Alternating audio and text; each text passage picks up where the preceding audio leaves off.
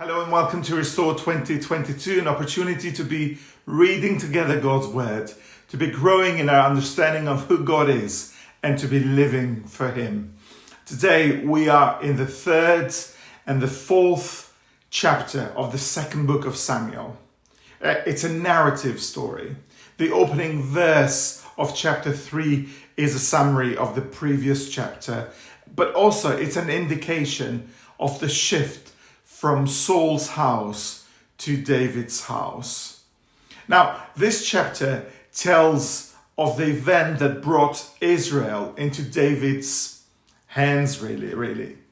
It is a story of three powerful men and puppet king. Abner was a relative of Saul's and had a powerful personality, as we can read in these verses. Joab was David's nephew, and again, very powerful chief of his army. Abner controlled Israel's king, and Joab could not be controlled by David.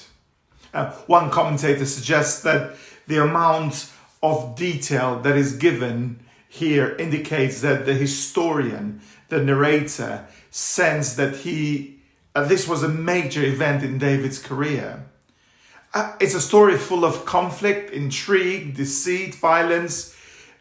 It goes with the trend of many Old Testament stories. But God still is going to work through it. We read here about David's polygamy, even though God had commanded Israel's kings not to multiply wives. But here we read about David's 6 sons born in Hebron. Whereas in 1 Chronicles, when we come to that, we'll read about David's 6 sons in Hebron, plus 13 more, plus 1 daughter, and an unspecified number of sons with his concubines who were born in Jerusalem.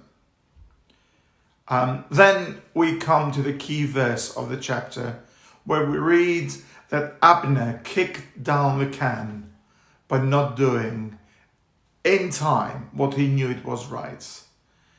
To set up the throne of David over Israel and Judah.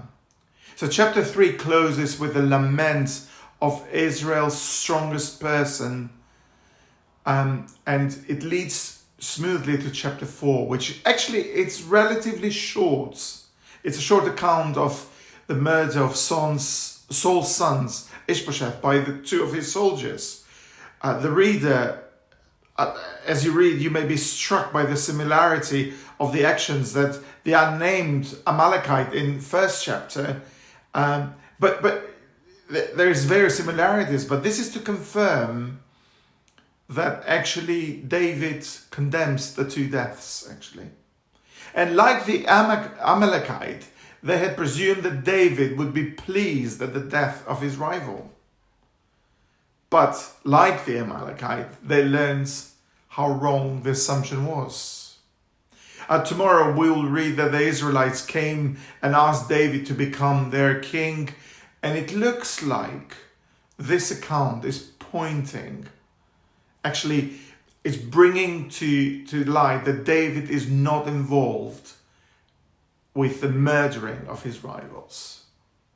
And not only that, but we're introduced here to Saul's grandson, Mephibosheth, which we'll learn more when we come to chapter 9. But David extends kindness and keeps his promise to his friend and Mephibosheth's father, Jonathan.